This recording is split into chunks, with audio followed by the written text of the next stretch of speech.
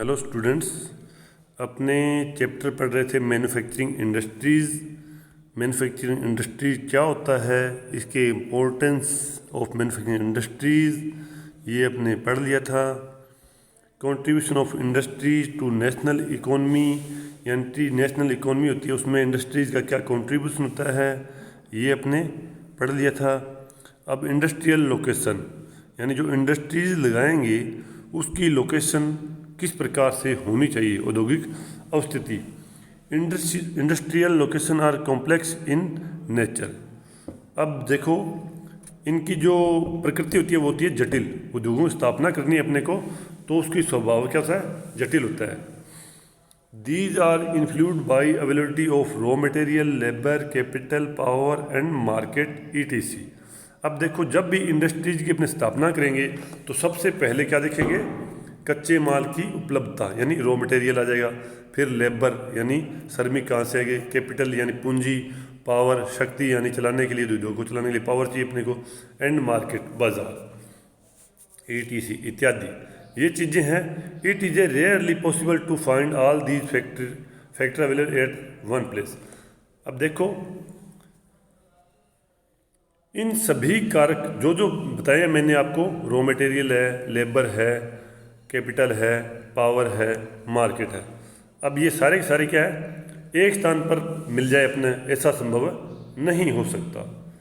Consequently manufacturing activity tends to locate at the most appropriate place where all the factor of industry location are either available or can be arranged at lower cost. तो देखो, एक जगह पर अपने को ये नहीं मिल पाएंगे, ठीक है, लगभग असंभव होता है। इसलिए अपने को देखते हैं जो इंडस्ट्रीज होती है उनको अपने कहाँ लगाएंगे, तो उसकी स्थापना का सबसे उपयुक्त स्थान वही है जहाँ वे कार्य उपलब्ध हो तथा जहाँ इन्हें कम कीमत पर उपलब्ध कराया जा सके। या तो सारे जो फैक्टर है वो अपने वहाँ मिल जाए एक जगह पर, या उनको कम से कम कॉस्ट पर अपने उपलब्ध करा पाए, तो ऐसी जगह पर अपने इंडस्ट्रीज लगाएंगे, ठीक है। After an industrial activity starts, urbanization follows. Sometime industries are located in or near the cities. अब देखो, औद्योगिक प्रक्रिया जब से प्रारंभ हुई है, इंडस्ट्रियलाइजेशन प्रारंभ हुआ है, उसी के साथ साथ क्या हुआ था, नगरीकरण भी प्रभावित हो गया। नगरीकरण है यानी नगरीकरण, अर्बनाइजेशन है, वो भी शुरू हो गया था, औद्योगिकरण के साथ साथ ही शुरू हो गया था ये। तो उद्योग है वो शहरों के निकट लगाए जाने लगे, शहरों के इनको निकट ले आया। Thus industrialisation and urbanisation go hand in hand. अब देखो, इंडस्ट्रियलाइजेशन और अर्बनाइजेशन है दोनों साथ साथ चलते हैं। जहाँ इंडस्ट्रीज लगेगी वहाँ पर अर्बनाइजेशन होगा ही होगा, यानी इंडस्ट्री लगेगी तो वहाँ पर शहरों का निर्माण भी अपने आप ही होगा। Cities provide market and also provide service such as banking. अब जो सिटीज़ होती है, जो शहर है, वो उद्योगों को क्या कराएगा, बाजार मार्केट दिलवाएगा, बाजार उपलब्ध कराएगा, और प्रोवाइड सर्विस और सेवाएं प्रदान कराएगा, जैसे सच एज बैंकिंग, बैंकिंग सेवाएं हैं वो भी प्रदान करवाएगा। बैंकिंग आ गया, इंश्योरेंस आ जाएगा, ट्रांसपोर्ट आ जाएगा, लेबर आ जाएगा, कंसल्टेंट आ जाएगा, एंड फाइनेंशियल एडवाइज ETC। देखा, इंडस्ट्री लगेगी, अर्बनाइजेशन होगा, अर्बनाइजेशन दोनों एक साथ चलेंगे, हैंड टू हैंड आइए, हैंड इन हैंड। सिटीज़ है जो प्रोवाइड करवाएगी मार्केट उसको, इंडस्ट्रीज़ को, उसके अलावा प्रोवाइड कराएगी सर्विस, जैसे बैंकिंग आ गई, इंश्योरेंस आ गया, ट्रांसपोर्ट आ गया, लेबर आ गया, कंसल्टेंट आ गया, फाइनेंशियल एडवाइस आ गया आदि, टू द इंडस्ट्रीज। ये सारी इंडस्ट्रीज़ के लिए अपने को मिलेगी सिटीज़ के पास में ही। Many industries tend to come together to make use of the advantage offered by the urban centers now as agglomeration economics। अब देखो, नगर के अंदर जो सिटीज है उनके द्वारा सुविधाओं से लाभान्वित कई बार बहुत से उद्योग नगरों के आसपास ही केंद्रित हो जाते हैं। अब जो नगरों के पास केंद्रित होते हैं, नगरों के पास अपने आप लगते हैं, जिसे समूहन बचत जो है ना, एग्लोमेरेशन यानी समूहन बचत, इकोनॉमिक समूहन बचत बोलेंगे इसको। Gradually a large industrial agglomeration take place, ऐसे स्थानों पर धीरे धीरे बड़ा औद्योगिक समूह स्थापित हो जाएगा। पहले छोटे छोटे उद्योग लगेंगे समूह में, बाद में वहाँ पर बहुत बड़े उद्योग लगने शुरू हो जाएंगे।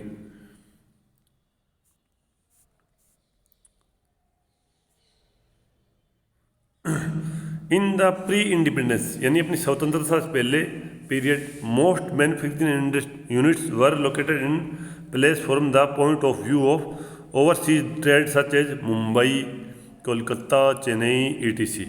देखो अपने जब आज़ाद हुए उससे पहले जितनी भी मैन्युफैक्चरिंग इंडस्ट्रीज लगी हुई थी वो किन जगहों पर लगाई? Units were located in place from the point of view of overseas.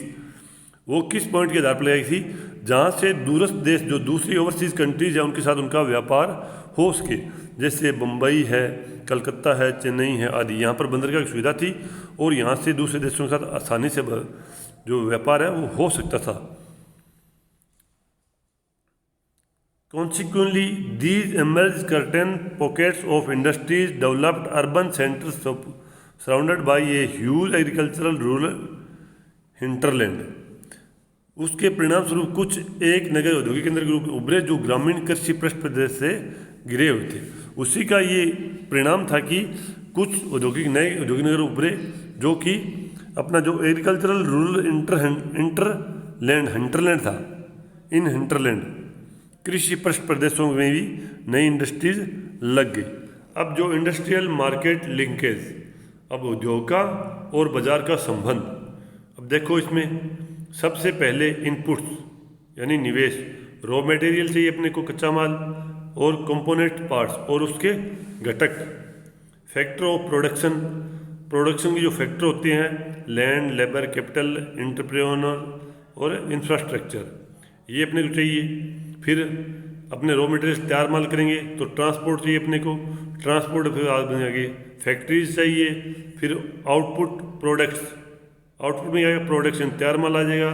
फिर उसको ट्रांसपोर्ट करेंगे मार्केट के लिए, मार्केट में जाके बिकेगा वो, उससे क्या आएगा? पैसा आएगा। पैसा वापस अपने रॉ मटेरियल में ले आएंगे, खर्च करके उसके लिए कच्चा माल प्राप्त करेंगे। तो उद्योग और बाजार है ये दोनों एक दूसरे से जुड़े हुए हैं।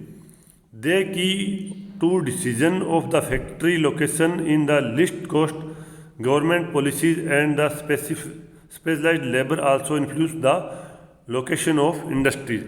अभी किसी भी इंडस्ट्रीज है उसको कहाँ पर स्थापित करेंगे, उसके लिए क्या है? न्यूनतम उत्पादन लागत से निर्धारित होता है।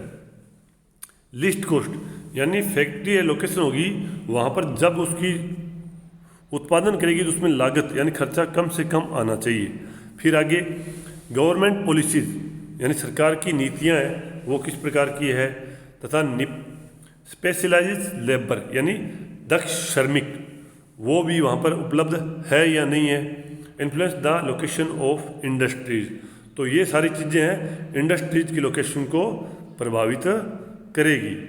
Ideal location of an industries, अब सबसे जो आइडियल लोकेशन होगी इंडस्ट्रीज की वो क्या होगी? सबसे पहले जो मान लो भी यहाँ पर इंडस्ट्री लगाई है तो cost of obtaining raw material at site, उस स्थान पर जो कच्चा माल है प्राप्त करने की लागत कितनी कम होनी चाहिए, ठीक है।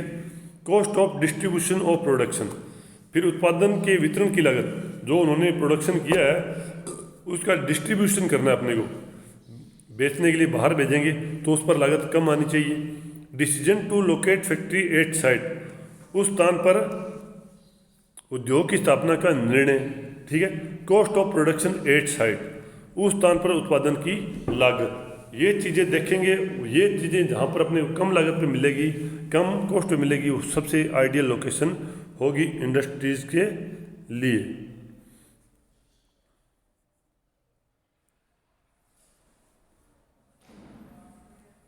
फिर एक क्लासिफिकेशन ऑफ इंडस्ट्रीज, ये अपने पढ़ेंगे नेक्स्ट जो अपना पीरियड आएगा उसमें क्लासिफिकेशन ऑफ इंडस्ट्रीज यानी उद्योगों का वर्गीकरण है, ये अपने नेक्स्ट क्लास में देखेंगे। आज के लिए इतना ही, थैंक्स।